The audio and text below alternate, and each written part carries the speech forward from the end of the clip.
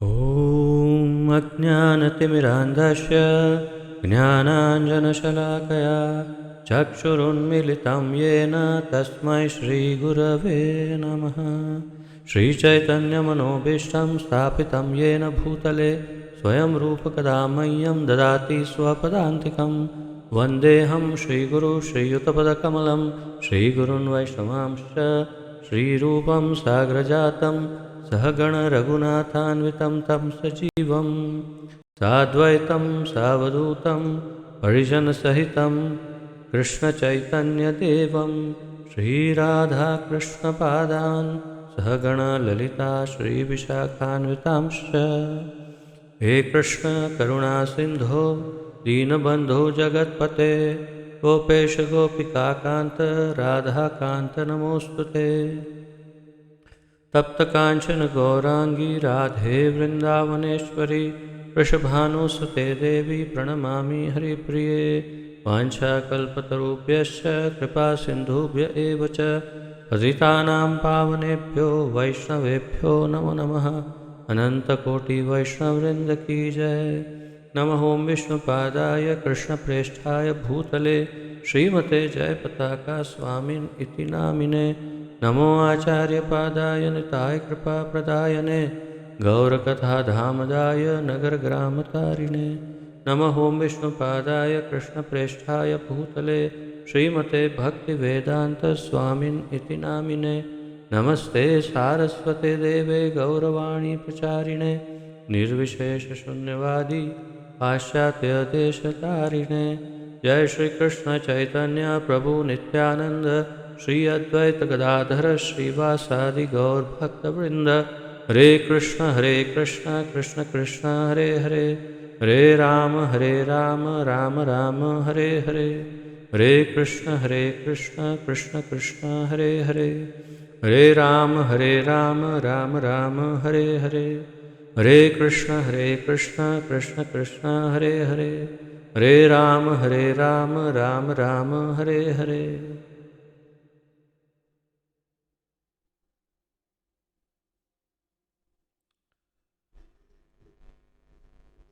आप सबका बहुत बहुत स्वागत है आज के इस अत्यंत महत्वपूर्ण तथा दिव्य कार्यक्रम में, ज्ञान यज्ञ में, जिसके अंतर्गत हम सम्मिलित रूप से श्रीमद् भगवद गीता यथारूप का अध्ययन कर रहे हैं, जिसका आलेखन हमारे इस्कॉन के संस्थापक आचार्य श्रीमद् अभय चरणारविंद भक्तिवेदांत स्वामी श्रील प्रभुपाद जी ने किया है। श्रील प्रभुपाद की। तो 8वां अध्याय हम जिसका अध्ययन कर रहे हैं, जिसमें 8वें अध्याय में 15वें श्लोक तक हम पहुँचे हैं। तो आइए प्रारंभ करते हैं अध्ययन। और उससे पूर्व 10वें श्लोक से लेकर के 14वें श्लोक तक का एक त्वरित पुनरावर्तन कर लेते हैं, क्विक रिवीजन।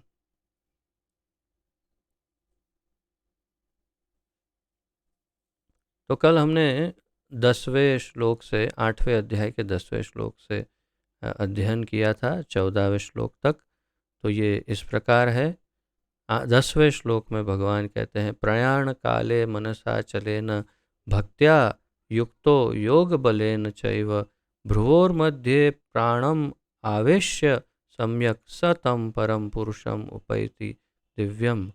अर्थात मृत्यु के समय जो व्यक्ति अपने प्राण को भौहों के मध्य स्थिर कर लेता है और योग शक्ति के द्वारा अविचलित मन से पूर्ण भक्ति के साथ परमेश्वर के स्मरण में अपने आप को लगाता है, वह निश्चित रूप से भगवान को प्राप्त होता है। भगवान को कौन प्राप्त हो सकता है? निश्चित रूप से वह यहाँ पर भगवान बता रहे हैं।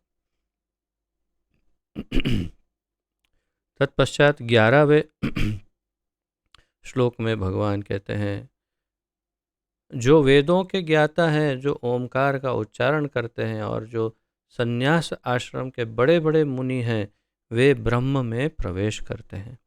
ऐसी सिद्धि की इच्छा करने वाले ब्रह्मचर्य व्रत का अभ्यास करते हैं अब मैं तुम्हें वह विधि बताऊंगा जिससे कोई भी व्यक्ति मुक्ति लाभ कर सकता है।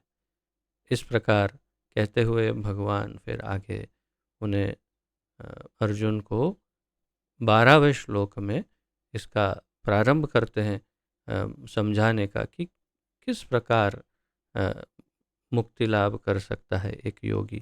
तो समस्त इंद्रिय क्रियाओं से विरक्ति को योग की स्थिति या योग धारणा कहा जाता है। इंद्रियों के समस्त द्वारों को बंद करके तथा मन को हृदय में और प्राणवायु को सिर पर केंद्रित करके मनुष्य अपने आप को योग में स्थापित करता है। और 13वें श्लोक में भगवान ओमकार का उच्चारण करते हुए कहते हैं, इस योगाभ्यास में स्थित होकर तथा अक्षरों के परम संयोग यानी ओमकार का उच्चारण करते हुए यदि कोई भगवान का चिंतन करता है और अपने शरीर का त्याग करता है तो वह निश्चित रूप से आध्यात्मिक लोकों को जाता है। और फिर 14वें श्लोक में भगवान ने कहा, जो मैंने बताया था कि काफ़ी ये भी महत्वपूर्ण है, अनन्य चेताः सततम यो माम स्मरति नित्यशः तस्याहम सुलभः पार्थ नित्ययुक्तस्य योगिनः। हे अर्जुन, जो अनन्य भाव से निरंतर मेरा स्मरण करता है उसके लिए मैं सुलभ हूँ, क्योंकि वही मेरी भक्ति में प्रवृत्त रहता है। तो यहाँ पर अनन्य भाव से निरंतर भगवान का स्मरण करते हुए जो भगवान का जो स्मरण करता है उसके लिए भगवान सुलभ है, अत्यंत आसानी से प्राप्त कर सकते हैं भगवान को, क्योंकि वह मेरी भक्ति में प्रवृत्त रहता है। भगवान कहते हैं क्योंकि वो मेरा भक्त है। तो इस प्रकार समझाते हुए भगवान 14वें श्लोक का और आपने देखा होगा, कल आपने ध्यान दिया कि 14वें श्लोक का तात्पर्य बहुत ही विशाल, काफ़ी बड़ा दिया है प्रभुपाद जी ने। उसमें हमने कई महत्वपूर्ण पॉइंट्स का अध्ययन किया। और अब आज 15वें श्लोक का उच्चारण करते हैं। 15, 16 और 17 कम से कम ये 3 श्लोक तो कंठस्थ करने योग्य है। बिल्कुल बहुत ही महत्वपूर्ण श्लोकों में से ये 3 श्लोक 15, 16, 17 ये तीनों बहुत महत्वपूर्ण है और काफ़ी प्रचलित है। उसमें से काफ़ी श्लोक काफ़ी प्रचलित है। तो आइए 15वें श्लोक का सामूहिक उच्चारण करते हैं।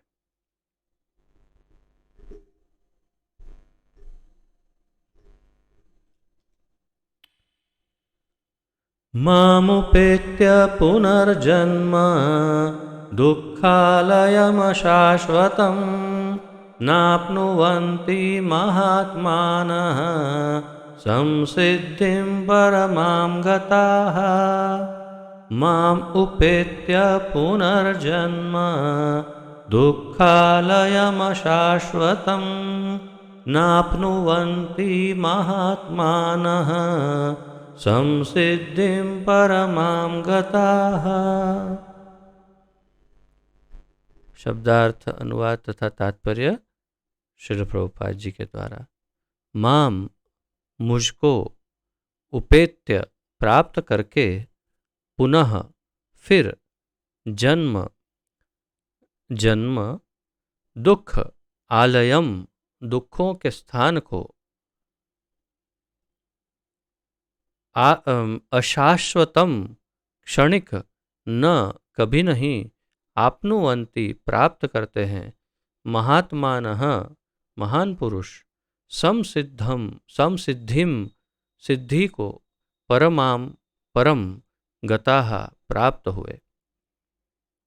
माम उपेत्य पुनर्जन्म दुःखालयम अशाश्वतम, ये तो बहुत ही प्रचलित है, दुःखालयम अशाश्वतम।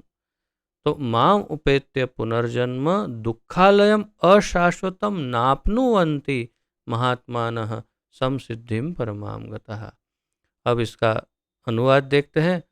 मुझे प्राप्त करके महापुरुष, महात्मान कहा न, तो अर्थात महापुरुष, मुझे प्राप्त करके महापुरुष जो भक्ति योगी है कभी भी दुखों से पूर्ण इस अनित्य जगत में नहीं लौटते, क्योंकि उन्हें परम सिद्धि प्राप्त हो चुकी होती है।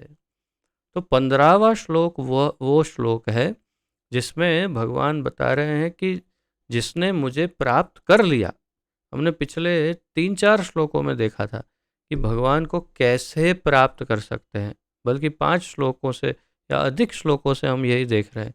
भगवान कह रहे हैं कि ऐसा करने से मैं प्राप्त हो जाता हूँ, ऐसा करने से मेरी प्राप्ति होती है। भगवान ऐसे ऐसे कई श्लोक कहते हैं। तो भगवान की जो प्राप्ति है उसकी महत्ता समझा रहे हैं, लेकिन 15वें श्लोक में कह रहे हैं कि जिसने मुझे प्राप्त कर लिया उसका क्या होगा। तो उसका क्या होगा, मुझे प्राप्त करके महापुरुष, क्योंकि सामान्य पुरुष भगवान को प्राप्त नहीं कर सकते। तो सीधा हिसाब है, एकदम सरल बात है ये समझने लायक, कि जिसने भगवान को प्राप्त कर लिया है वो सामान्य नहीं है, वो महापुरुष ही है। तो मुझे प्राप्त करके महापुरुष जो भक्ति योगी है, यहाँ पर प्रभुपाद जी ने स्पष्ट किया कि वो कौन हो सकता है, जो भक्ति योगी हो, कभी भी दुखों से पूर्ण इस अनित्य जगत में नहीं लौटते, कभी भी इस जगत में नहीं लौटते। ऐसा कह सकते थे ना कि कभी भी वापस इस जगत में नहीं लौटते, लेकिन भगवान ने इस जगत को एक विशेष नाम दिया है इस श्लोक में। इसलिए ये श्लोक अत्यंत प्रचलित है, फेमस है, बहुत सब लोग इस श्लोक को जानते हैं अच्छे से। क्यों, इसमें से पूरा श्लोक नहीं जानते तो कम से कम इतनी लाइन, इतना 1-2-3 शब्द जो है उतना जानते हैं, दुखालयम अशाश्वतम। तो भगवान ने इस धरती को क्या कहा, ऐसा नहीं कहा कि कभी भी इस जगत में नहीं लौटते, उन्होंने कहा कभी भी दुखों से पूर्ण इस अनित्य जगत में नहीं लौटते। अब फिर से देखिए, दुखालयम, हमने कई बार इसकी चर्चा की है। दुख आलयम, दुख आलयम, आलय जैसे विद्यालय, विद्यालय में क्या प्राप्त होता है, विद्या। फिर मदिरालय, मदिरालय में क्या प्राप्त होता है, मदिरा। फिर संग्रहालय, संग्रहालय क्या होता है, इसमें बहुत सारी विशेष वस्तुओं का संग्रह किया हो, उसे संग्रहालय कहते हैं। पुस्तकालय, उसमें क्या प्राप्त होता है, पुस्तकें इत्यादि। शौचालय इसी प्रकार बहुत सारे आलय होते हैं, उसमें नाम आगे जो है उससे समझ में आ जाता है कि क्या प्राप्त होता है वहाँ पर। तो पुस्तकालय में पुस्तक के, विद्यालय में विद्या, तो दुखालय में क्या प्राप्त होगा, दुख आलय। अब ये तो सामान्य बुद्धि की बात है कि यदि इस धरती का नाम ही दुखालय है तो उसके अंदर सिर्फ दुख ही मिलेगा। अब जो बुद्धिमान है वो आज से, इसी क्षण से ये सुनने के बाद इस धरती पर सुख ढूंढना बंद कर देगा। नहीं तो कैसा होगा, जैसे कोई किराना वाला जो है, ग्रॉसरी स्टोर जहाँ पर अनाज वगैरह मिलता है, वहाँ पर जाके कोई कहे कि हाँ चलो आज भाई मुझे ऐसा करो कि मैं थोड़ा सा बाल कटाने आया हूँ, मुझे एक अच्छा सा एक हेयर स्टाइल बना के दे दो।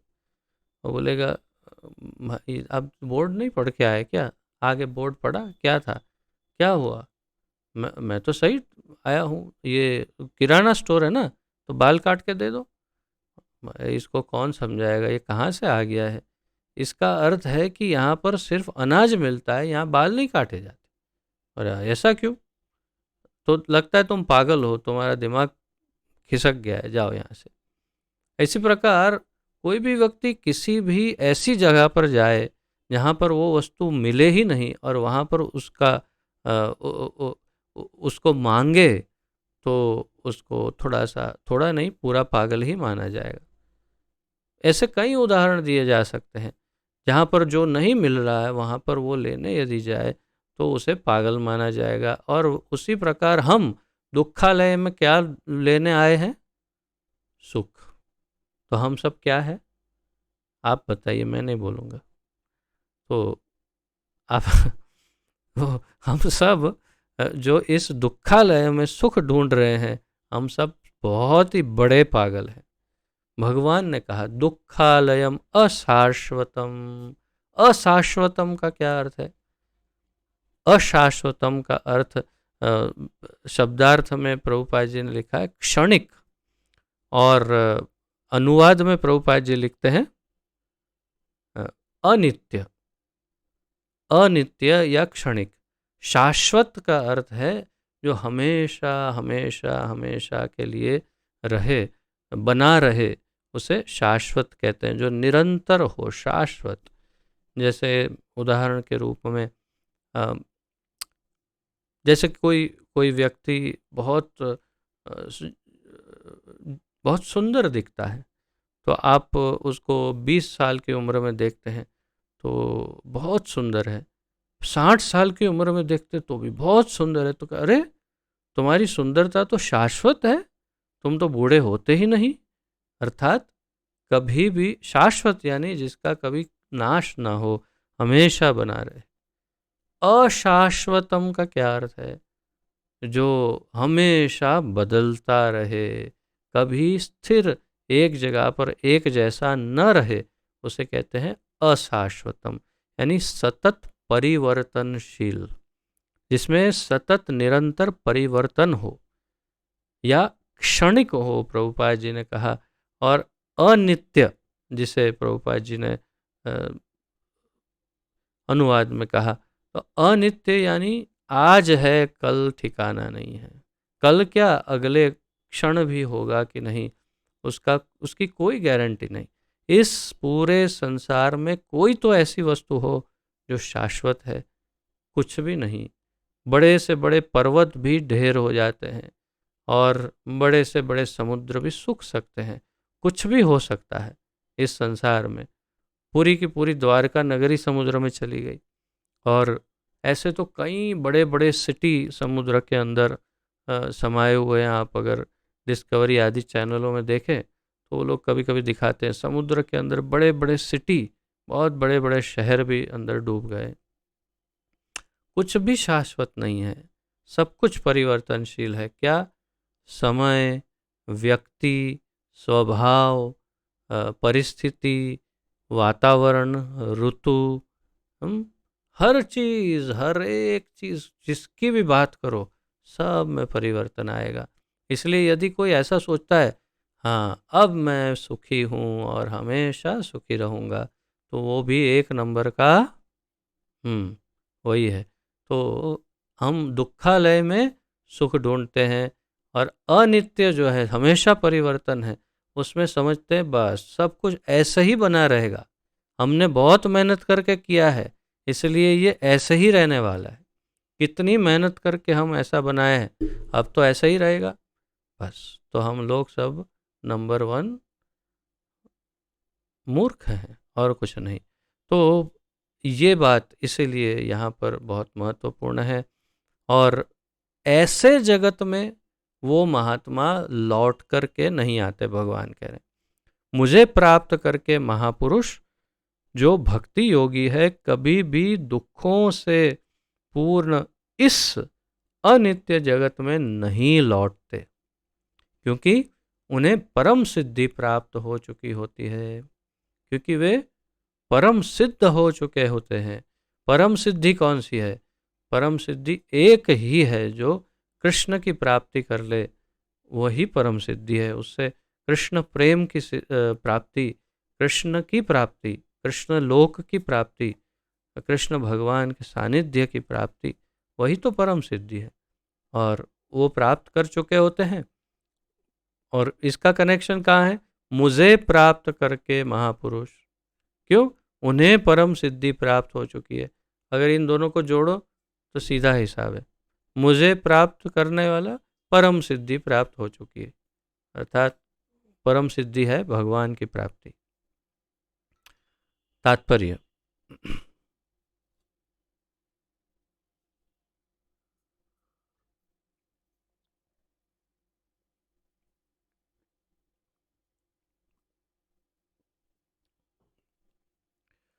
चूंकि यह नश्वर जगत जन्म जरा तथा मृत्यु के क्लेशों से पूर्ण है, अतः जो परम सिद्धि प्राप्त करता है और परम लोक कृष्ण लोक या गोलोक वृंदावन को प्राप्त होता है, वह वहां से कभी वापस नहीं आना चाहता। तो ये नश्वर जगत में जन्म जरा तथा मृत्यु के क्लेश है।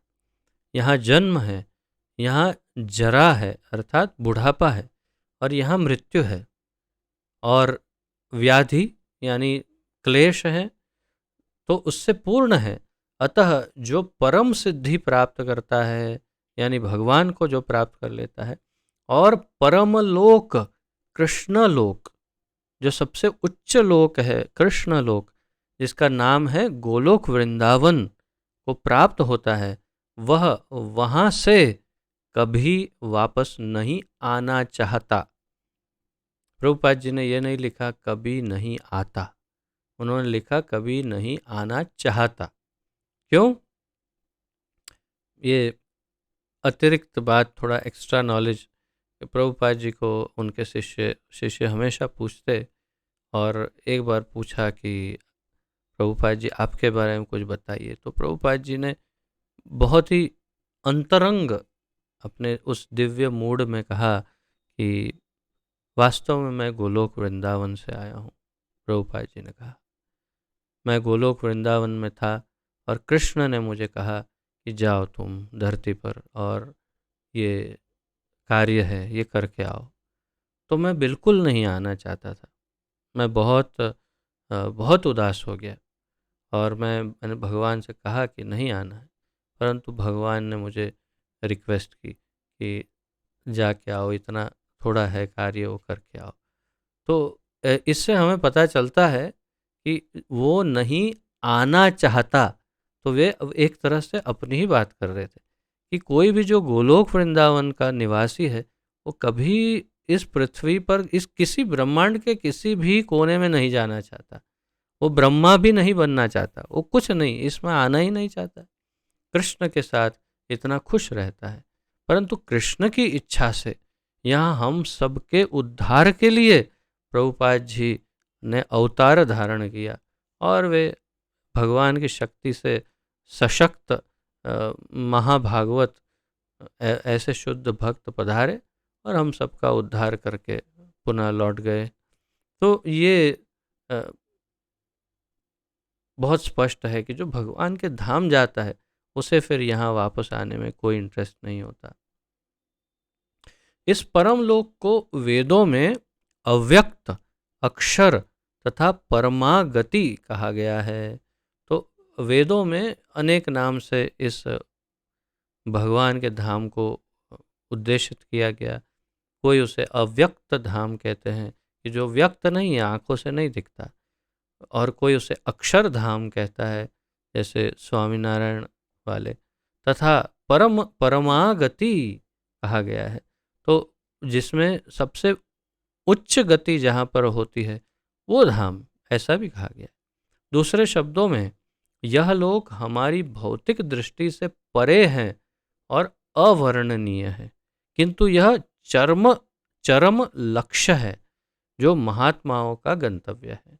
तो यह लोग हमारी भौतिक दृष्टि से, चमड़ी की आंखों की दृष्टि से परे है, हम टेलीस्कोप ये वो लगा के भी इसे नहीं देख सकते, और ये अवर्णनीय है, अर्थात इसका वर्णन नहीं किया जा सकता, किंतु यह चरम लक्ष्य है, अर्थात ये सबसे टॉप मोस्ट, सबसे ऊपर का लक्ष्य यही है, या सबसे महत्वपूर्ण लक्ष्य यही है हमारा, जो महात्माओं का गंतव्य है। जो महात्मा है उन सब का यही ध्येय है, और उनका गंतव्य अर्थात सारे महात्मा अर्थात भगवान के भक्त वहीं जाते हैं। महात्मा अनुभव सिद्ध भक्तों से दिव्य संदेश प्राप्त करते हैं, और इस प्रकार वे धीरे धीरे कृष्ण भावनामृत में भक्ति विकसित करते हैं और दिव्य सेवा में इतने लीन हो जाते हैं कि वे न तो किसी भौतिक लोक में जाना चाहते हैं, यहाँ तक कि न ही वे किसी आध्यात्मिक लोक में जाना चाहते हैं। तो महात्मा का यहाँ पर और अधिक वर्णन प्रभुपाद जी कर रहे हैं। महात्मा अनुभव सिद्ध भक्तों से दिव्य संदेश प्राप्त करते हैं।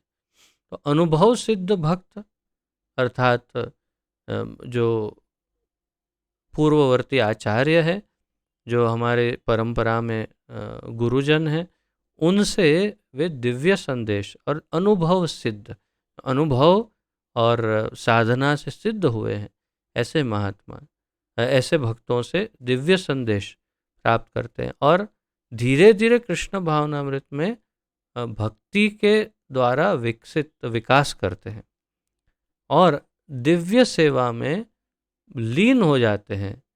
और दिव्य सेवा अर्थात भगवान की सेवा, प्रेममयी सेवा भगवान की, किसी भी रोल में, किसी भी प्रकार से, लेकिन भगवान की प्रेममयी सेवा में लीन हो जाते हैं, डूब जाते हैं। और फिर उसका फल परिणाम क्या होता है? किसी भी भौतिक लोक में या किसी आध्यात्मिक लोक में भी जाना नहीं चाहते। उनको किसी में, भौतिक लोक तो भौतिक लोक यानी कि ब्रह्मांड से लेकर इसके बाद ही है, आप ब्रह्म भुवना लोका, वो श्लोक इसके बाद ही है। तो इतने लोकों में तो नहीं जाना चाहते, आध्यात्मिक लोक में भी जाने की इच्छा नहीं होती कि मैं वैकुंठ में जाऊं, यहाँ जाऊं, वहाँ जाऊं, कहीं नहीं जाना चाहते। वे जाना चाहते वहीं जहाँ कृष्ण हो। उनका मैंने आपको पहले भी निवेदन किया था कि प्रभुपाद जी ने बैक टू गोलोक नहीं कहा, प्रभुपाद जी ने कहा बैक टू गॉड हेड, अर्थात कृष्ण जहाँ है वहाँ जाना चाहते हैं। अब कृष्ण गोलोक में है तो ठीक है, कृष्ण अगर नरक में बैठे हैं तो भी ठीक है, हम कृष्ण के ही पास जाना चाहते हैं। ये उनका ध्येय होता है।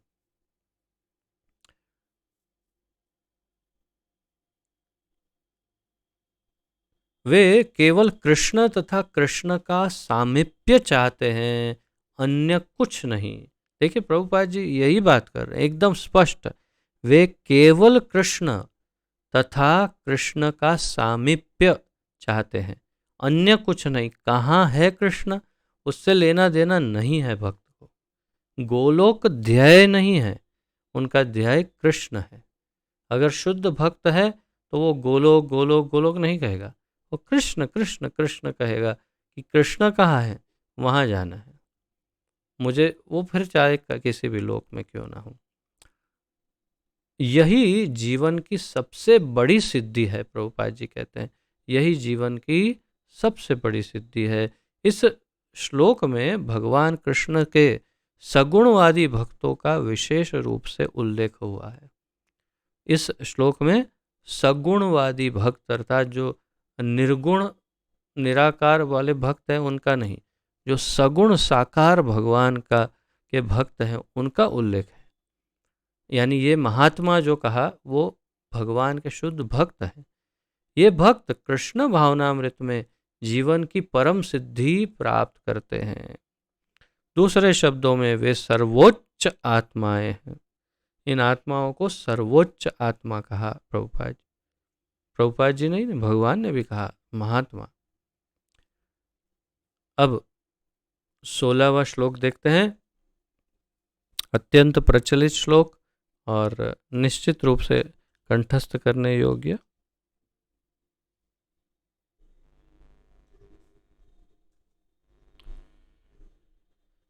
ब्रह्म भुवना लोकाः पुनरावर्तिनोऽर्जुन मामुपेत्य तु कौन्तेय पुनर्जन्म न विद्यते। ब्रह्म भुवना लोकाः पुनरावर्तिनोऽर्जुन मामुपेत्य तु कौन्तेय पुनर्जन्म न विद्यते।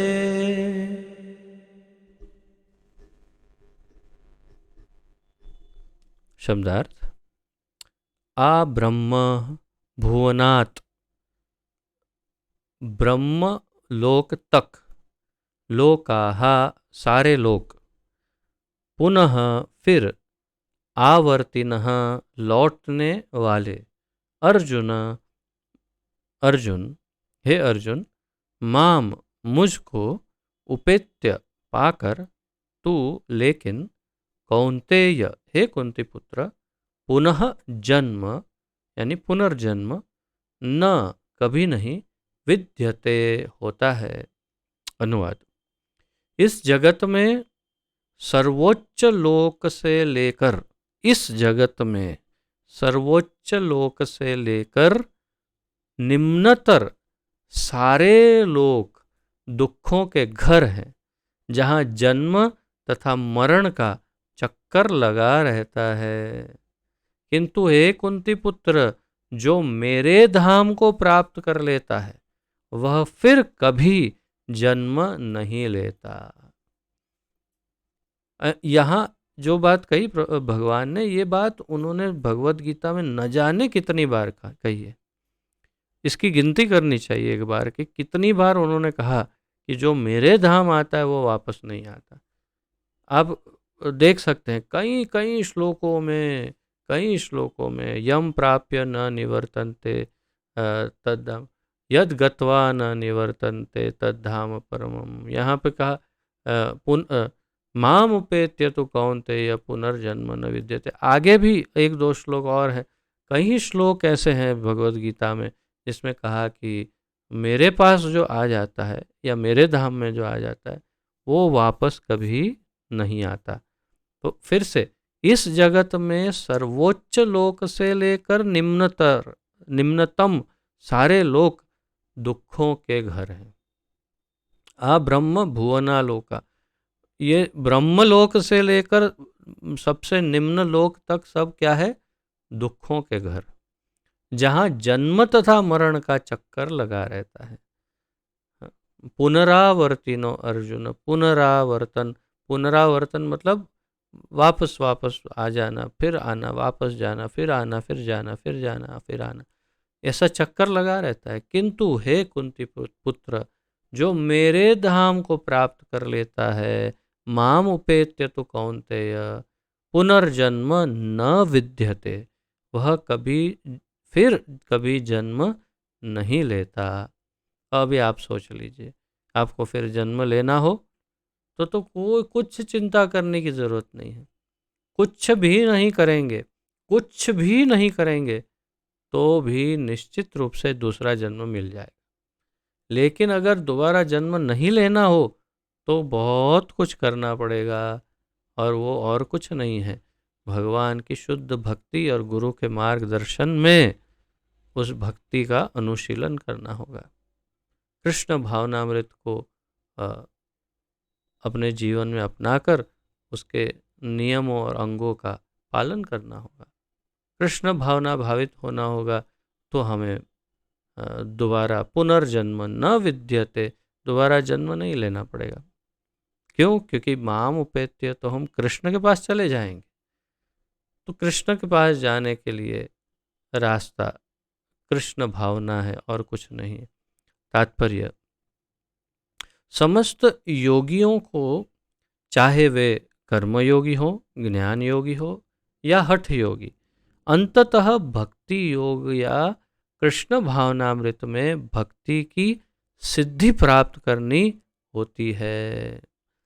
तभी वे कृष्ण के दिव्य धाम को जा सकते हैं, जहाँ से वे फिर कभी वापस नहीं आते। प्रभुपाद जी कह रहे हैं, चाहे कोई भी योगी क्यों ना हो, अगर उसको मुक्त होना है, भगवान के धाम जाना है, तो अंततः भक्ति योग या कृष्ण भावनामृत में भक्ति की सिद्धि प्राप्त करनी होती है।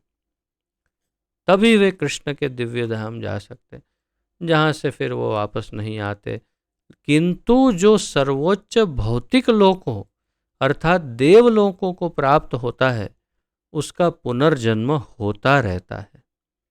कोई यदि ये समझता है कि मैं इंद्रलोक, चंद्रलोक, वरुणलोक, वायुलोक या ब्रह्मलोक, तपलोक, जनहलोक, महरलोक, किसी भी लोक में, गंधर्व लोक में, या तो ये लोग कहीं भी चला जाऊंगा इधर उधर, ऊपर नीचे इधर उधर। और ये दिव्य लोक है, वहाँ जाने के बाद स्वर्ग लोक आदि में फिर वापस कहाँ आना है। तो ये मूर्खता है, क्योंकि ब्रह्मा जी को भी आना पड़ेगा। वो अगले श्लोकों में समझाएंगे कि ब्रह्मा जी का जीवन कैसा है, क्या है, वो भी अभी अगले श्लोक में समझाने वाले हैं। तो प्रभुपाद जी कहते हैं, किंतु जो सर्वोच्च भौतिक लोकों अर्थात देवलोकों को प्राप्त होता है, उसका पुनर्जन्म होता रहता है। जिस प्रकार इस पृथ्वी के लोग उच्च लोकों को जाते हैं, उसी तरह ब्रह्मलोक, चंद्रलोक तथा इंद्रलोक जैसे उच्चतर लोकों से लोग पृथ्वी पर गिरते रहते हैं। उसी प्रकार ब्रह्मलोक, चंद्रलोक, इंद्रलोक जैसे उच्चतर लोकों से लोग पृथ्वी पर गिरते रहते हैं। अर्थात कहीं भी हो जीवात्मा, उसे अगर वो भगवान का भक्त नहीं होता, जीवन मुक्त नहीं हो सकता, वापस उसे आना पड़ता है धरती पर। छांदोग्य उपनिषद में जिस पंचाग्नि विद्या का विधान है, उससे मनुष्य ब्रह्मलोक को प्राप्त कर सकता है। किंतु तो यानी यदि किसी को ब्रह्मलोक की प्राप्ति करनी हो, तो उसे छांदोग्य उपनिषद में पंचाग्नि विद्या बताई गई है, उसका पालन करना होता है। यदि वो पंचाग्नि विद्या का पालन करेगा, तो उससे ब्रह्मलोक की प्राप्ति हो जाएगी। किंतु यदि ब्रह्मलोक में वह कृष्ण भावनामृत का अनुशीलन नहीं करता, तो उसे पृथ्वी पर फिर से लौटना पड़ता है। तो यदि वो ब्रह्मलोक में जाकर भी कृष्ण भक्ति नहीं करता, तो ब्रह्मलोक में जाने के बाद भी उसे वापस आना पड़ता है। जो उच्चतर लोकों में कृष्ण भावनामृत में प्रगति करते हैं, वे क्रमशः, क्रमशः मीन्स स्टेप बाय स्टेप, एक के बाद एक। तापस प्रभु, तो किंतु यदि ब्रह्मलोक में वह कृष्ण भावनामृत का अनुशीलन नहीं करता, तो उसे पृथ्वी पर फिर लौटना पड़ता है। जो उच्चतर लोकों में कृष्ण भावनामृत में प्रगति करते हैं, वे क्रमशः और ऊपर जाते रहते हैं, और प्रलय के समय वे नित्य परम धाम को भेज दिए जाते हैं। तो ये बहुत ही महत्वपूर्ण लाइन है, बहुत ही महत्वपूर्ण है। उच्चतर लोकों में, ऊपर के लोकों में जो कृष्ण भावनामृत में प्रगति करते हैं, यानी कोई स्वर्ग में हो, कोई ऋषियों के लोक में हो, तपलोक या जनलोक, महरलोक में हो, कोई ब्रह्मलोक में हो, और इनमें से किसी भी लोक में जाकर के वो कृष्ण भक्ति करता हो, तो वो और ऊपर के लोक में चला जाएगा। और प्रलय के समय, जब महाप्रलय हो, तो उस समय वो नित्य परम धाम को, भगवान के धाम में भेज दिया जाता है। श्रीधर स्वामी ने अपने भगवद गीता भाष्य में यह श्लोक उद्धृत किया है। तो श्रीधर स्वामी अपनी टीका में, भगवद गीता की टीका में एक श्लोक दे रहे हैं ये समझाने के लिए। ब्रह्मणा सह ते सर्वे संप्राप्ते प्रतिसंचरे परस्यांते कृतात्मानः प्रविश्यन्ति परम पदम। जब इस भौतिक ब्रह्मांड का प्रलय होता है, तो ब्रह्मा तथा कृष्ण भावनामृत में निरंतर प्रवृत्त उनके भक्त अपनी इच्छा अनुसार आध्यात्मिक ब्रह्मांड को तथा विशिष्ट वैकुंठ लोकम को भेज दिए जाते हैं। तो महाप्रलय के समय, जब महाप्रलय होता है, जब ब्रह्मा जी का भी जीवन अंत होता है, उस समय की बात है। तो ब्रह्मा तथा कृष्ण भावनामृत में निरंतर प्रवृत्त उनके भक्त, इन सब को वैकुंठ लोक में भेज दिया जाता है, अगर कृष्ण भक्त है तो। इस प्रकार ये था 16वां श्लोक अब 17वां श्लोक, जो ये भी परम महत्वपूर्ण श्लोकों में से एक है। इसकी भी हमने विशिष्ट चर्चाएं वैसे तो कई बार की है अलग अलग जगहों पे, परंतु आज फिर से इसका पुनरावर्तन करते हैं। फिर से इसका मौका मिल रहा है तो इसका अध्ययन करते हैं। पहले उच्चारण करते हैं।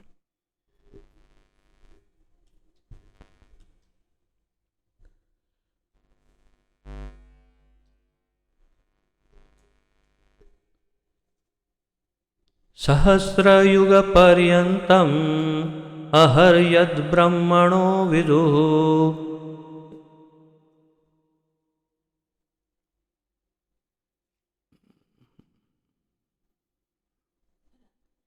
यहाँ पर प्रॉब्लम है, प्रिंटिंग मिस्टेक।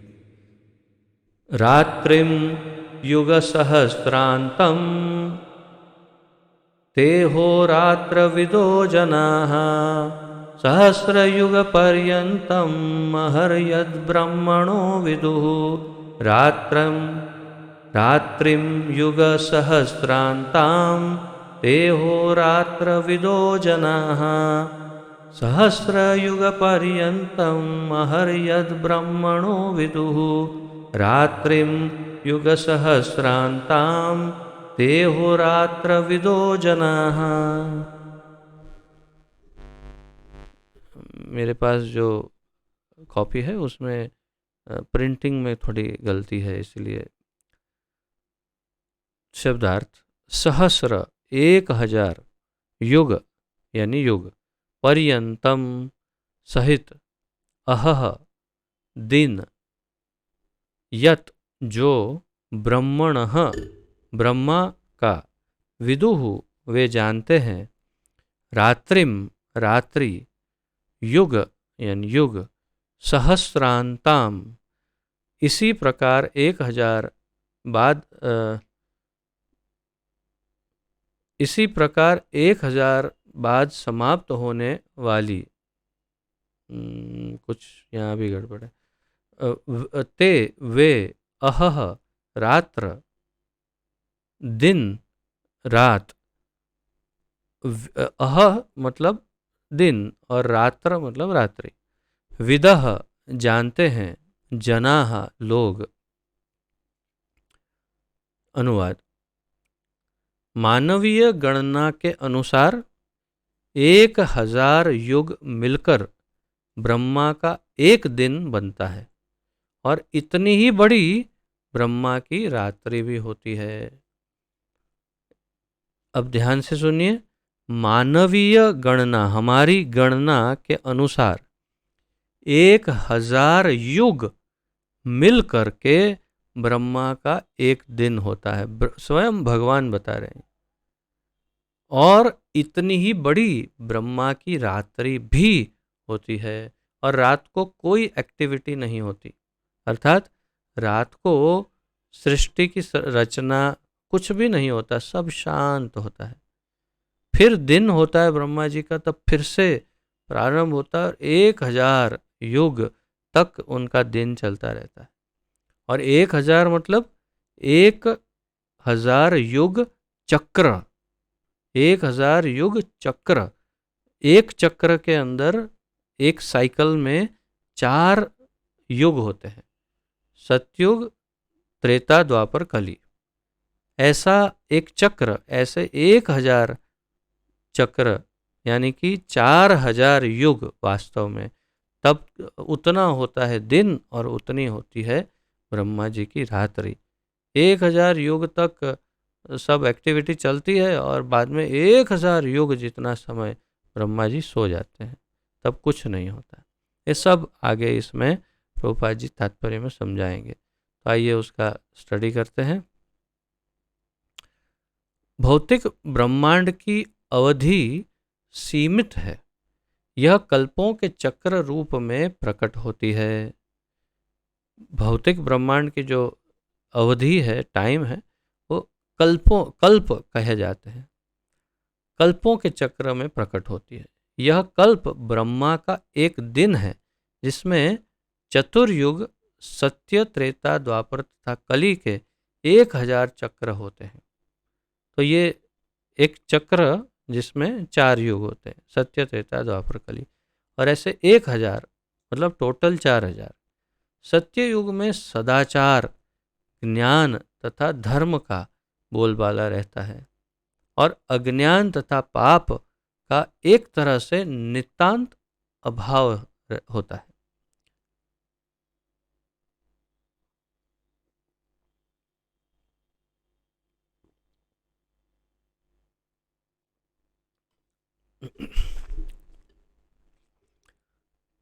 मेरे विचार से आप फिर भी कुछ कुछ नोट्स आपको लिखनी चाहिए। मैंने एक इसका चार्ट तैयार किया है, लेकिन वो अंग्रेज़ी में है। अब मुझे स्मरण नहीं है कि वो हिंदी में उपलब्ध है कि नहीं, थोड़ा सा मुझे डाउट है। ये यहाँ पर इस श्लोक, जैसे इस श्लोक के तात्पर्य में प्रभुपाद जी ने समझाया, तथा अनेक दूसरी जगहों पे जहाँ जहाँ ब्रह्मा जी के दिन की और उस ये सब जहाँ जहाँ चर्चा प्रभुपाद जी ने की है, उस सब का संकलन करके एक चार्ट मैंने बनाया, और फिर मैंने शायद भेजा भी है आप लोगों को, लेकिन मुझे अब ये स्मरण नहीं है कि वो हिंदी में मैंने बनाया कि नहीं। इंग्लिश में ज़रूर बनाया है, उतना मुझे अच्छी तरह से याद है।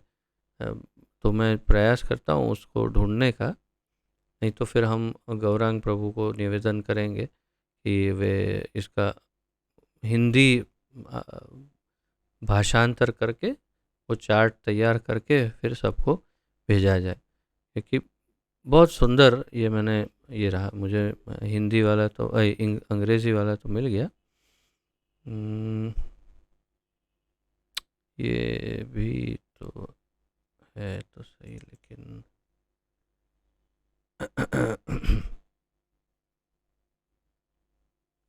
मुझे नहीं लगता है हिंदी में हो, देख लेते हैं।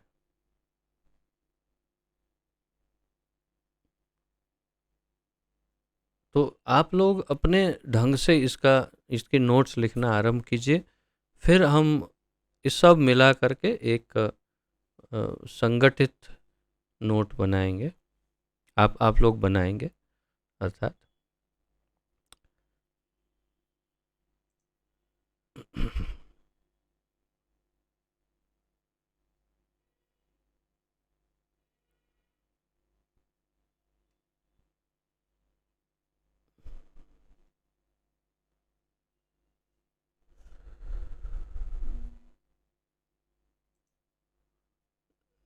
जी हाँ, तो ये तो है इंग्लिश वर्जन, और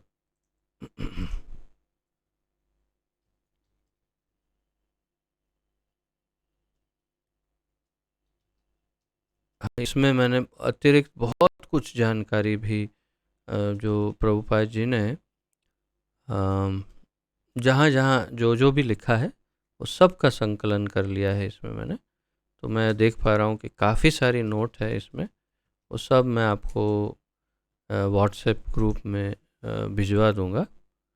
परंतु अभी आप इसमें से नोट्स बनाइए केवल, कुछ ऐसा ज़रूरी लगेगा तो इसमें से मैं देखूंगा, अन्यथा इसी में से जो अभी जो तात्पर्य है उसी से आप नोट्स बनाए, क्योंकि इसमें आंकड़े बहुत है, आंकड़ों का ज़्यादा महत्व है वास्तव में, इसीलिए। और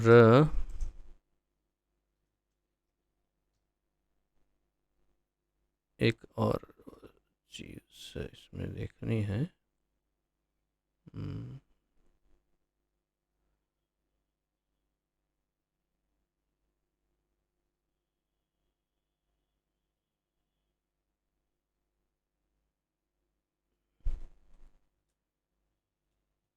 हिंदी नंबर्स, यस।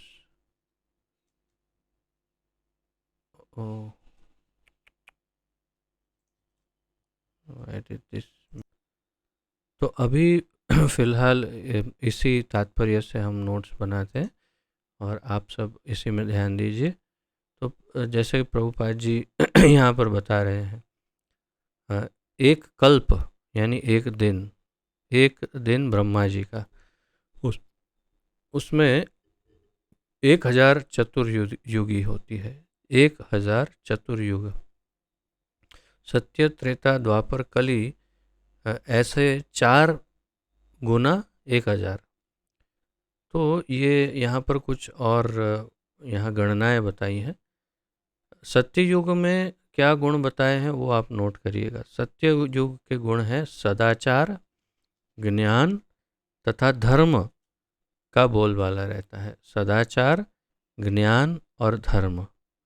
और अज्ञान तथा पाप एक तरह से नितांत अभाव होता है, अर्थात अज्ञान और पाप जो है वो नहीं होता उसमें। किसमें? सत्य युग में।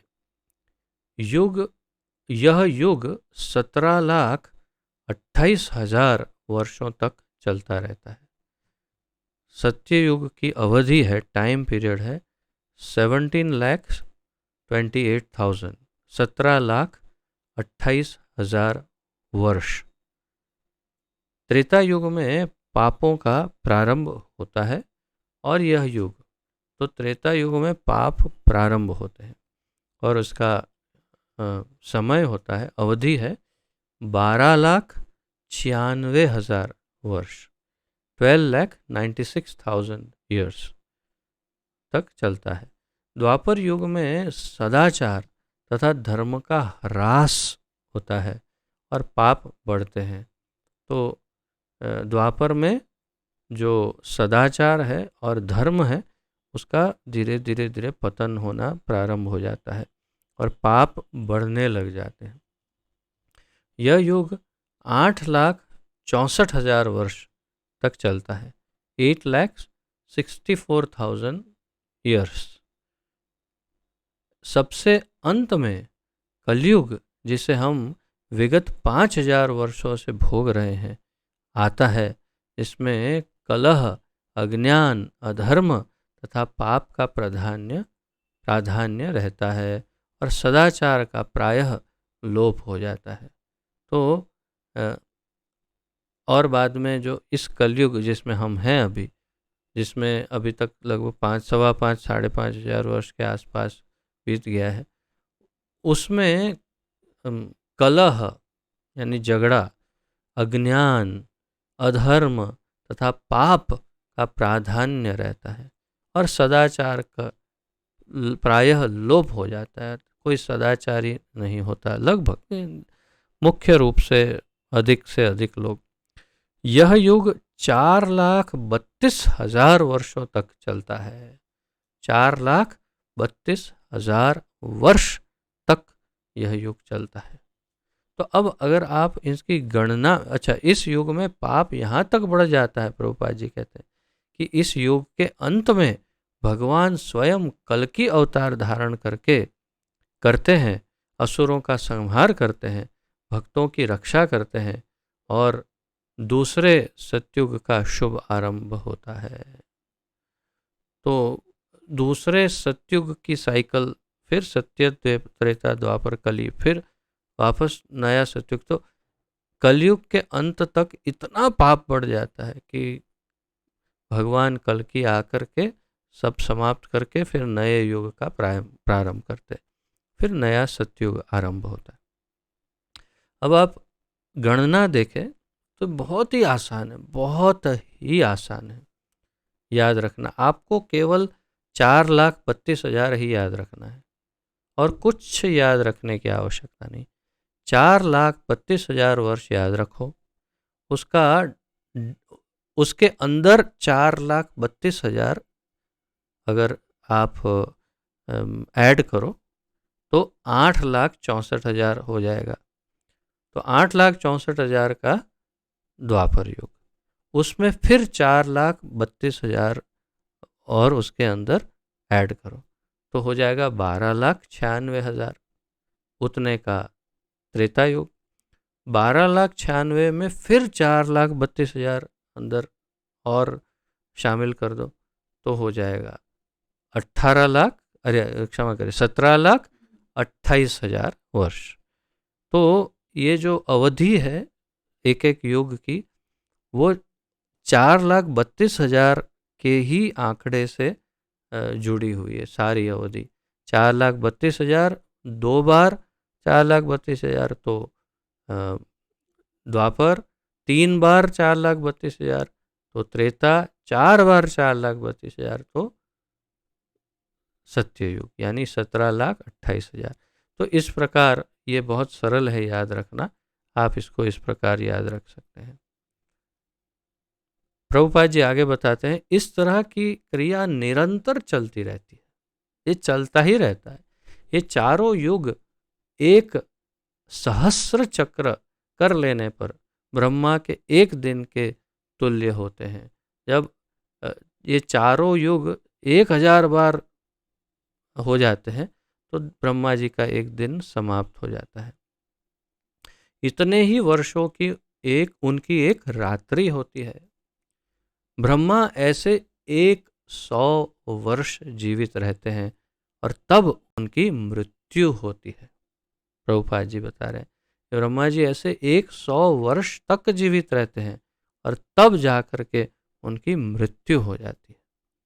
अब आप गणना करिए, एक दिन की गणना आपने देखी, उसका अगर आप टोटल करेंगे 17,28,000 प्लस मैं आपको बताता हूँ, मैंने किया हुआ है, मैंने इसमें किया था वो जो पेपर है, 17,28,000 प्लस 12,96,000, 8,64,000 और 4,32,000, इतना आप इसका गुणा करेंगे तो होगा 4,32,00,000, नहीं क्षमा करें, 43 लाख वर्ष होता है, 43 लाख 43 लाख ईयर्स,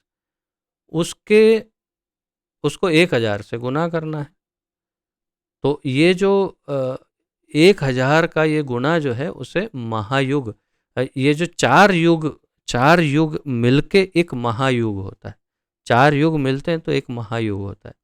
ऐसे एक महायुग की अवधि है 43 लाख वर्ष, उसको 1,000 से गुना करेंगे तो हो जाएगा कितना होता है, 43 करोड़ वर्ष। से हियर 10,000, 10,000, लाख, 10 लाख, करोड़, 42 करोड़, हाँ 4 अरब, 4 अरब 32 करोड़ वर्ष, 4 अरब 32 करोड़ वर्ष का एक दिन है। ब्रह्मा जी का एक दिन 4 अरब और 32 करोड़ वर्ष का है। समझ में आ गया? इसको आप उनके जीवन काल में यदि इसकी गिनती करेंगे तो इसमें 71 महायुग आते हैं। उनके जीवन काल में 71 महायुग हैं। नहीं क्षमा करें, सॉरी, मैं गलत बता रहा हूँ। तो हम पहले प्रभुपाद जी का तात्पर्य पढ़ लेते हैं, फिर इस पर आगे जाते हैं, तो नहीं तो मिक्सअप हो जाएगा। तो ये तो ठीक है जो मैंने बताया, 4 अरब 32 करोड़ वर्ष का ब्रह्मा जी का एक दिवस है। फिर आगे तो प्रभुपाद जी बता रहे हैं ब्रह्मा जी ऐसे 100 वर्ष जीवित रहते हैं तब उनकी मृत्यु होती है। ब्रह्मा के ये 100 वर्ष गणना के अनुसार पृथ्वी के, हाँ now give me that count, अरब अरब के बाद क्या आता है? खरब, खरब के बाद 100 खरब के बाद नहीं है, सो दैट्स व्हाट, हाँ पद्म के बाद, शंख के बाद, नहीं ये गणना कुछ गड़बड़ है। एक्चुअली ये 31 नील और 10 खरब या अरब और फिर 40 समथिंग ऐसा आता है। तो 31 नील इतना मुझे याद है, उसके आगे की जो गणना है that you have to find out, है मुझे अभी याद नहीं है। तो ये अगर हम उसे शब्दों में कहना हो तो नील ये शब्द है, 31 नील, फिर 10 अरब खरब का कुछ ऐसा, फिर 40 अरब या ऐसा कुछ इतने वर्ष के तुल्य हैं। तो आप 0,0,0,0,0 देखेंगे। हाँ, इसे हम अगर अंग्रेजी में कहना हो तो अंग्रेजी में है 311 trillion and 40 billion years. 311 trillion and 40 billion earth years. मतलब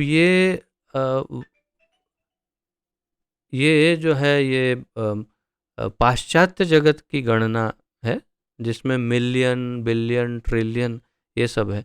भारतीय में 1000, लाख, करोड़ ऐसा आता है। तो विदेशी गणना के अनुसार 311 ट्रिलियन और 40 बिलियन साल, और भारतीय गणना के अनुसार 31 नील और फिर कुछ उसकी जो 10 समथिंग ये वो ऐसे ऐसे गणना आती है। तो वो फिर ढूंढ लिया जाएगा, फिर आपको बताएंगे क्या नाम है उसका। तो इतना आप जीरो गिन सकते, 31 फिर 10 फिर 40 फिर 2 शून्य फिर 2 शून्य फिर 2 शून्य फिर 3 शून्य, इतने वर्ष के तुल्य ब्रह्मा जी का पूरा जीवन है। और इतनी ही बड़ा नहीं, ये तो जीवन है, सॉरी, ओके। इन गणनाओं से ब्रह्मा की आयु अत्यंत विचित्र तथा न समाप्त होने वाली लगती है, किंतु नित्यता की दृष्टि से यह बिजली की चमक जैसी अल्प है। अगर नित्यता की दृष्टि से देखे तो बिजली की चमक कैसे एकदम चमकती है बिजली और समाप्त हो जाती है, इतनी छोटी आयु है ब्रह्मा जी की। कारणार्णव में यानी कारण समुद्र में असंख्य ब्रह्मा अटलांटिक सागर में पानी के बुलबुलों के समान प्रकट होते हैं और लोप होते रहते हैं। ब्रह्मा तथा उनकी सृष्टि भौतिक ब्रह्मांड के अंग है, फलस्वरूप निरंतर परिवर्तित होते रहते हैं। तो ब्रह्मा महाविष्णु जब कारणोदक्षाय विष्णु शयन करते हैं और उनके एक सांस में उनके रोम से एक ब्रह्मांड उत्पन्न होता है।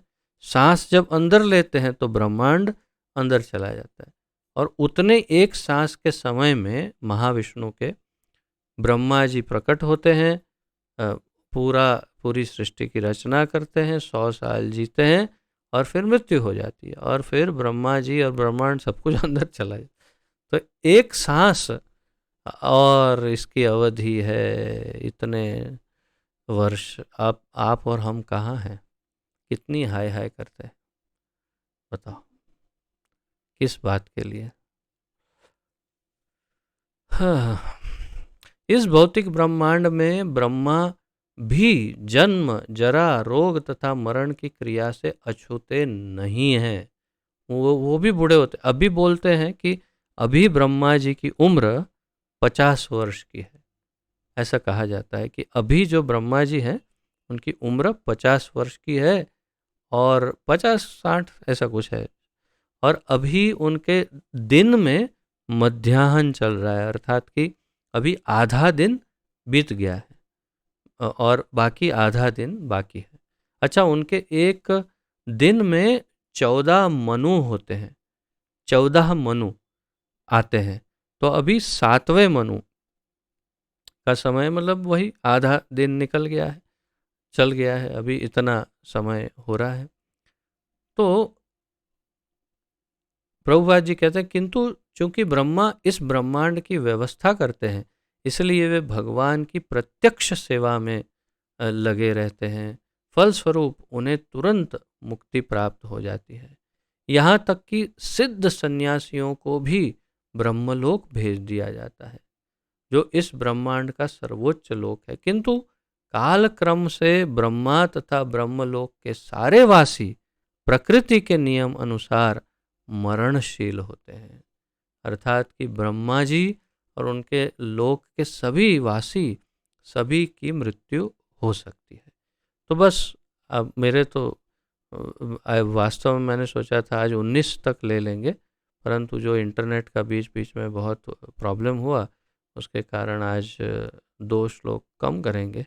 18 में तो तात्पर्य ही नहीं दिया प्रभुपाद जी ने, और 19वां। तो ये सब इसी के श्रृंखला में है, परंतु आज यहीं पर विराम ले लेते हैं। और ये मैं चार्ट जो अंग्रेज़ी में है वो मैं आपको भेजूँगा, और देखते हैं इसका हिंदी करने का समय अगर इनको मिलता है हमारे गौरांग प्रभु को, तो अच्छा रहेगा। इसमें बहुत सारी चीज़ें लिखी हुई है, बहुत सारा इसके अंदर। हाँ, ये देखो, ये सब हिंदी में भी इसमें काफ़ी कुछ माहिती है, कुछ कुछ जानकारी है इसमें हिंदी में। तो वो सब मैं आपको भेजूँगा, आप देखिए जितना इंटरेस्ट ले सकते हैं। कई कई पन्नों का है ये, कितने पेजेस का है? दिस इज इधर हाउ मेनी पेजेस?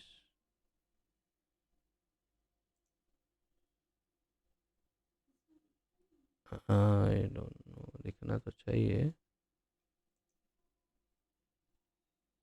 यहाँ साइड में लिखेगा ना। कितना है? 7, 7, 7 पन्ने भरकर इसका सब डेटा है। एनी हाउ, तो आज यहाँ पर ही विराम लेते हैं, और कल फिर 18वें श्लोक से आगे बढ़ेंगे। किसी का यदि कोई इसी इन्हीं श्लोकों के उपलक्ष्य में कोई प्रश्न आदि हो, उत्कंठा आदि, तो पूछ सकते हैं। See how many people dropped off, या because of that what to do. काफ़ी सारे भक्त इसमें से चले गए, मैं देख रहा हूँ, क्योंकि आज बहुत बार 5-6 बार इंटरनेट बंद हुआ, चालू हुआ, तो आधे से ज़्यादा भक्त जो है वो चले गए हैं। तो बहुत ही दुख की बात है। अब देखते हैं अगले कल फिर ऐसा होगा तो थोड़ा सा इसका पुनरावर्तन ट्राई करेंगे, रिवीजन कर लेंगे, ऐसा होगा तो इसी श्लोक का कल। हाँ, बोलिए प्रभु जी, तापस प्रभु, अनम्यूट करिए।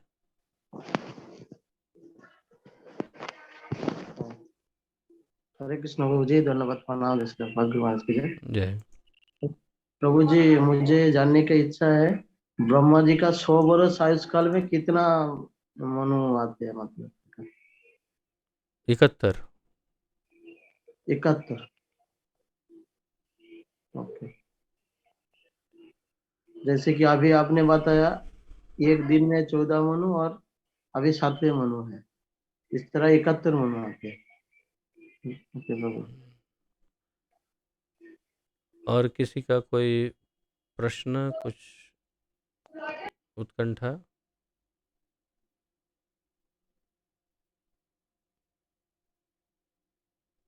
ठीक है, तो आइए यहीं पर विराम लेते हैं।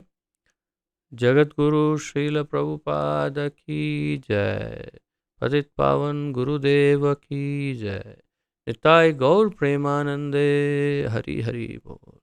आप सभी का बहुत बहुत धन्यवाद। आप सबके चरणों में दंडवत प्रणाम। हरे कृष्ण।